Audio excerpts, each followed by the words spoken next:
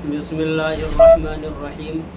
ابھی پیر کے روز 13 محرم الحرام سن 1448 ہجری ہندوستان کے بین الاقوامی شہرت یافتہ خطیب، بے باک مقرر، شعلہ بیاں خطیب، اردو اور عربی زبان کے ماہر، 50 سے زیادہ کتابوں کے مصنف حضرت مولانا سید سلمان حسینی ندوی صاحب رحمۃ اللہ علیہ کا انتقال ہوا۔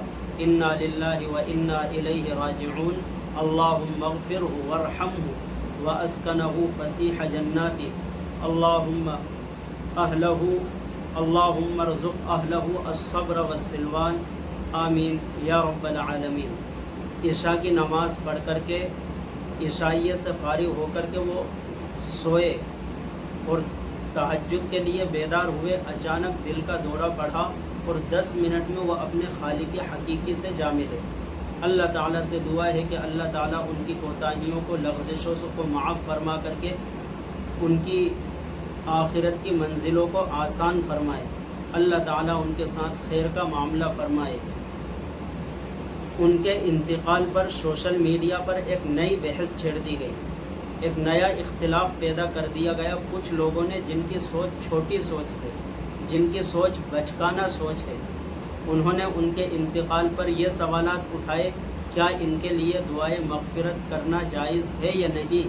کیا ان کے لیے ایصال ثواب کرنا جائز ہے یا نہیں؟ یا سبحان اللہ، یہ چھوٹی سوچ کی علامت ہے۔ انہوں نے اس کا بھی انتظار نہیں کیا کہ ابھی اکابرین کی رائے آنا باقی ہے، وہ کیا رائے پیش کرتے ہیں۔ ابھی پہلے ان کی رائے کو سنا جائے، اس کے بعد میں فیصلہ کیا جائے۔ لیکن پہلے ہی انہوں نے اختلاف اٹھا دیا اور سوشل میڈیا پر ایک بحث چھیڑ دی، اور جن لوگوں نے ان کی تعزیت کے کلمات کہے، ان سے سوالات کرنا شروع کر دیے کہ آپ ان کی تعزیت کر کے اپنی زبان کو ناپاک نہ کریں۔ اس طرح کی باتیں انہوں نے کہی۔ لیکن بعد میں جب اکابرین کا موقف آیا، علماء کی رائے آئی، بڑے بڑے علماء کا، سید ارشد مدنی صاحب، مولانا سجاد نعمانی صاحب، اسی طرح اور بھی بہت سے علماء اکرام، تو انہوں نے اعلیٰ ظرفی کا اظہار کرتے ہوئے یہ کہا کہ ان کے لیے دعائے مغفرت جائز ہے، ایصال ثواب جائز ہے، ان کی نماز جنازہ میں شریک ہوا جا سکتا ہے۔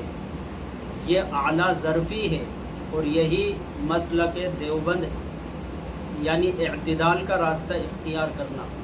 حضرت مولانا سلمان حسینی ندوی صاحب صرف ایک حضرت امیر معاویہ رضی اللہ تعالی عنہ کو برا بھلا کہتے تھے، تمام صحابہ کو نہیں، بلکہ تمام صحابہ کا وہ احترام کرتے تھے، ان کی عظمت کے قائل تھے، یہاں تک کہ حضرات صحابہ کرام رضوان اللہ تعالی علیہم اجمعین کے عظمت اور ان کے فضائل پر انہوں نے ضخیم کتاب لکھی۔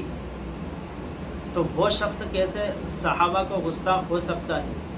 ہاں، حضرت امیر معاویہ رضی اللہ تعالی عنہ کی شان میں انہوں نے نازیبہ کلمات کہے، اس بنا پر ان کو کسی دارالافتاء نے کافر نہیں کہا۔ اہل سنت والجماعت کے جو متفقہ عقائد ہے، جو متفقہ موقف ہے، اس سے انحراف کے شکار ہوئے، اور اس کے نتیجے میں اہل سنت والجماعت سے خارج تو انہیں کہا جا سکتا ہے، لیکن کافر نہیں کہا جا سکتا۔ یہاں تک کہ خارجی جو ہر اس شخص کے خون کو مباح سمجھتے ہیں، ہر اس شخص کو کافر سمجھتے ہیں جس سے کبیرہ گناہ سرزد ہو جائے، حضرات صحابہ اکرام رضوان اللہ تعالی علیہم اجمعین کی وہ دشمن تھے، ان کا احترام نہیں کرتے۔ اس کے باوجود خوارج کو ہمارے اکابرین نے کافر کہنے میں احتیاط سے کام لیا اور ان کو کافر نہیں کہا۔ تو ایک شخص جو پہلے بزرگوں کی صحبت میں رہا ہو، اس کے وہی عقائد اور نظریات ہوں جو اہل سنت والجماعت کے عقائد اور نظریات ہوں، اس کو ایک صحابی کی گستاخی پر کافر کیسے کہا جا سکتا ہے؟ کسی دارالافتاء نے ان کو کافر نہیں کہا، اور حضرت امیر معاویہ رضی اللہ تعالی عنہ کو بہت سے مسلمان برا بھلا کہتے ہیں، اس بنا پر ان کو کافر نہیں کہا گیا۔ تو مولانا سلمان صاحب کو کافر کیسے کہا جا سکتا ہے؟ وہ کافر نہیں، مومن ہے۔ اور جب مومن ہوئے تو یہ بات تو طے ہے کہ ان کے لیے دعائے مغفرت اور ایصال ثواب کرنا جائز ہے۔ اب یہ اتنی موٹی سی بات ان لوگوں کو سمجھ میں نہیں آئی جنہوں نے سوشل میڈیا پر اس طرح کی ایک نئی بحث چھیڑ دی کہ ان کے لیے ایصال ثواب کرنا جائز نہیں، ان کے لیے استغفار کرنا جائز نہیں ہے۔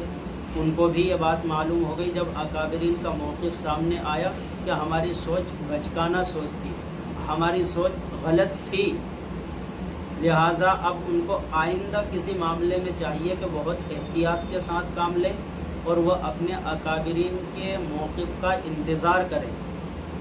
جب اکابرین کا موقف آ جائے، اگر پہلے سے کسی مسئلے میں اکابرین کا موقف واضح ہے تو پھر اسی کو ترجیح دیں، اسی کو اختیار کریں، اور اگر پہلے سے کسی مسئلے میں اکابرین کی رائے واضح نہیں ہے، ان کا موقف واضح نہیں ہے، تو اب انتظار کریں۔ اگر ان کا کوئی موقف آ جاتا ہے تو اس کو اختیار کریں، اس کو ترجیح دیں، اور اگر نہیں آتا تو پھر سکوت اختیار کریں یا پھر اپنے اعتبار سے فیصلہ کریں۔